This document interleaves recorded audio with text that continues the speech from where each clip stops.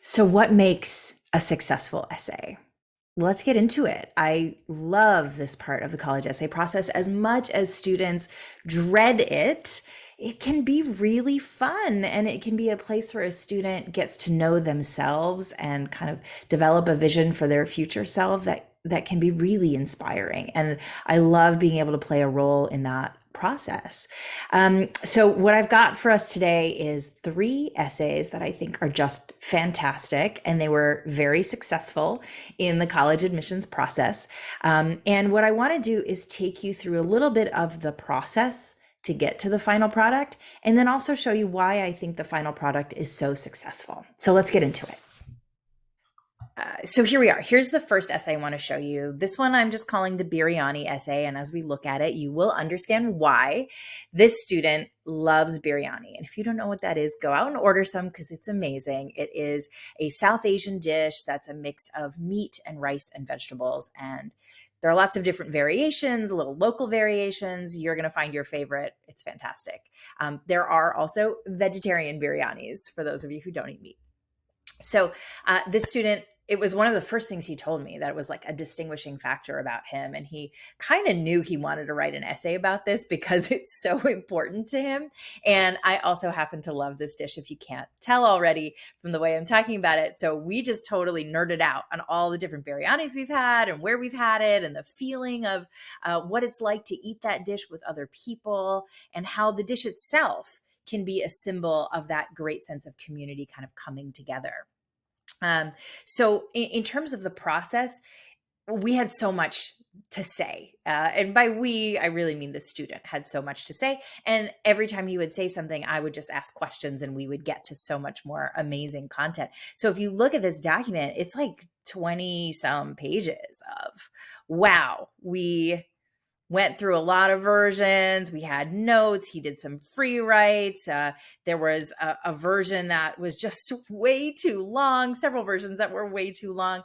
And, there were great things in all of these versions and all of these notes. But of course, on the Common App essay, we got to get down to under 650 words. So we worked through it. And we cut and reworded till we got to this beautiful final product. And I want to just take you through it kind of quickly.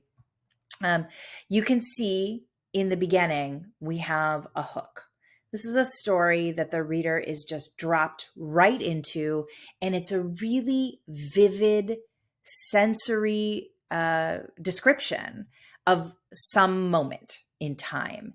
And our goal with this was to really paint the picture and bring a person into this moment, even make them hungry to be part of this moment and be sharing in the biryani, and also kind of give us a little background. So we're in India. We're at a wedding in India, or we are listening to music, or we're at his grandmother's home on a Sunday afternoon.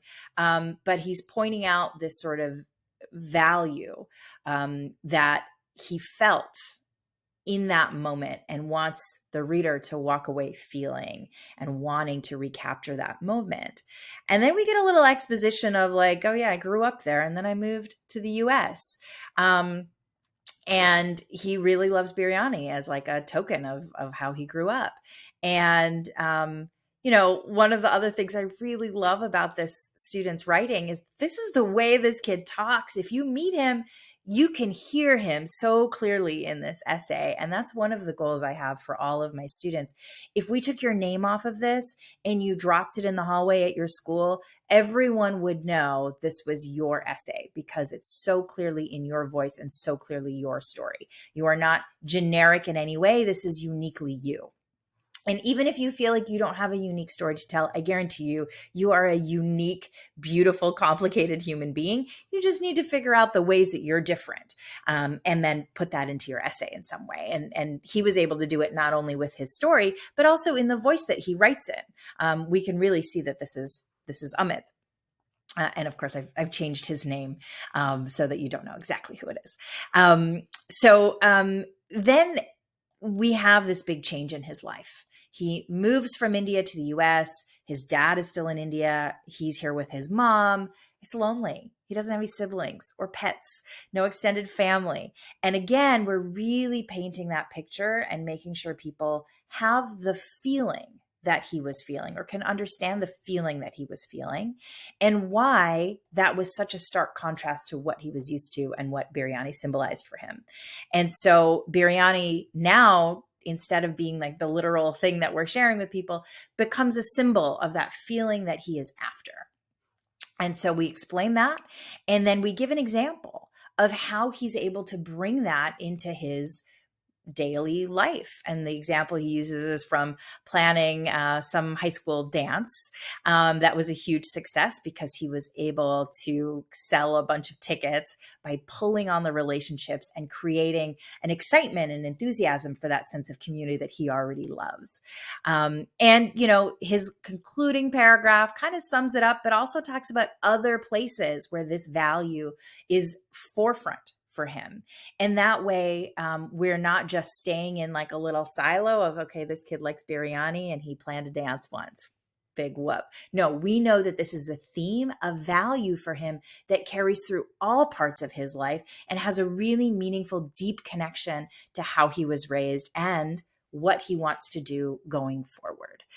So I think that's what makes this essay so successful. The student is just jumping off the page and it is a fun read where you feel like you're really getting a window into how this student works, how he operates, what his worldview is, and really what kind of a student is he going to be on your campus?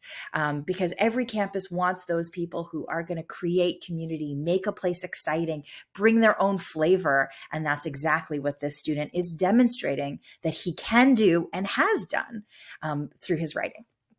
So that's essay number one.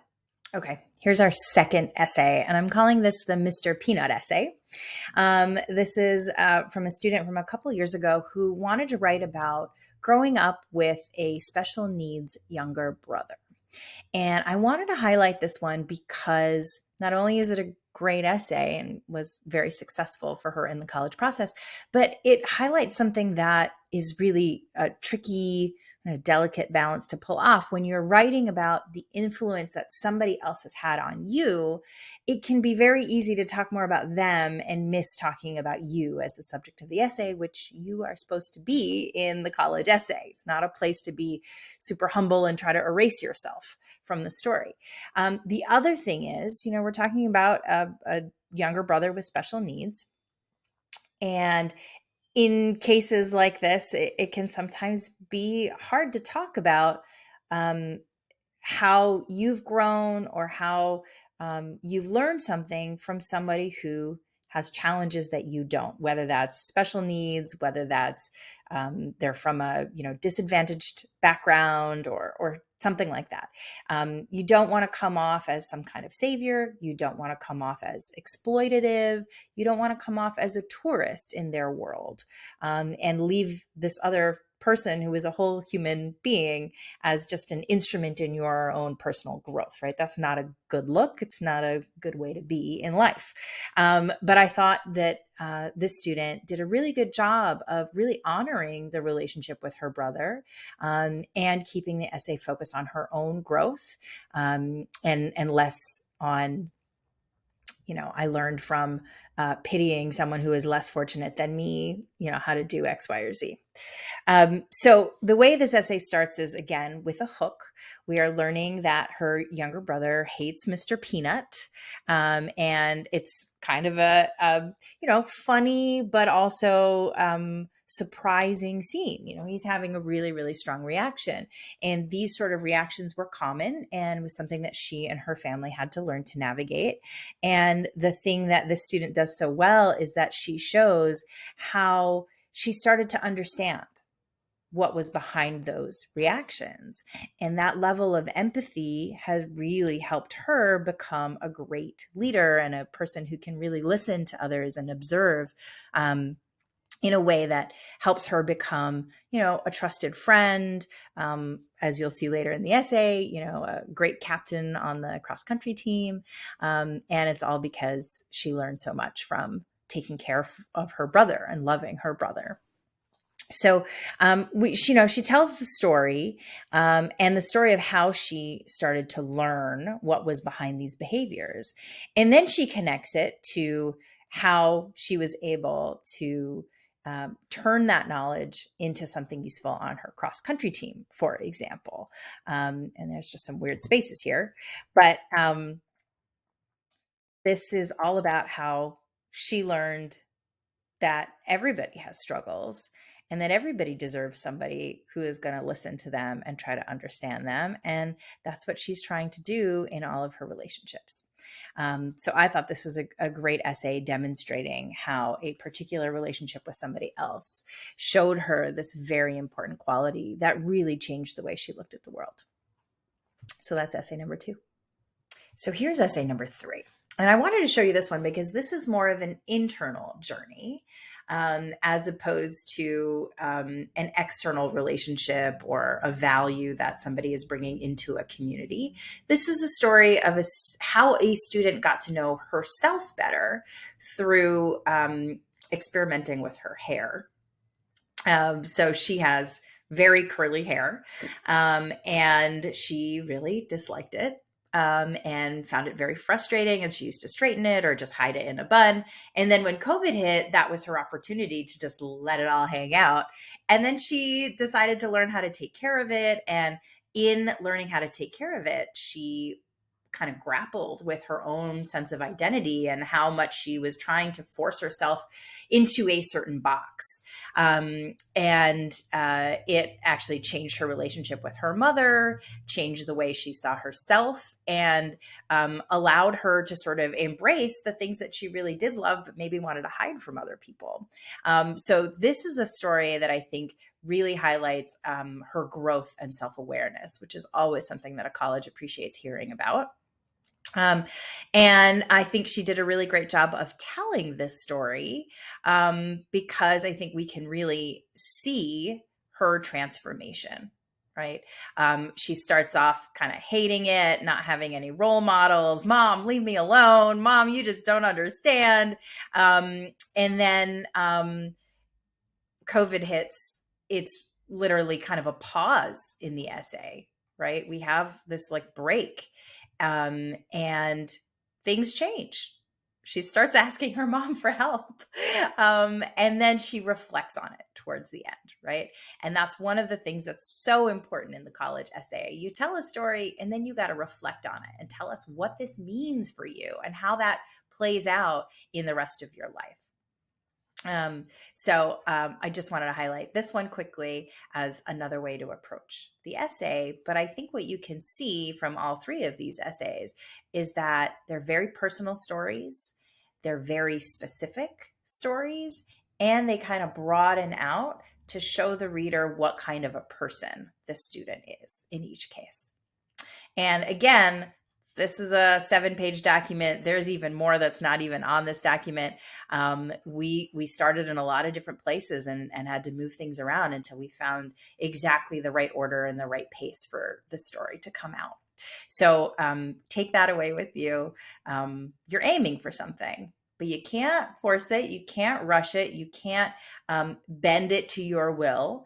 The story is going to take its own form and it's going to take time to get there. And you just got to go with the flow and keep chasing those details that show your growth, show your ability to reflect, and your ability to weave a story and communicate something that's important to you.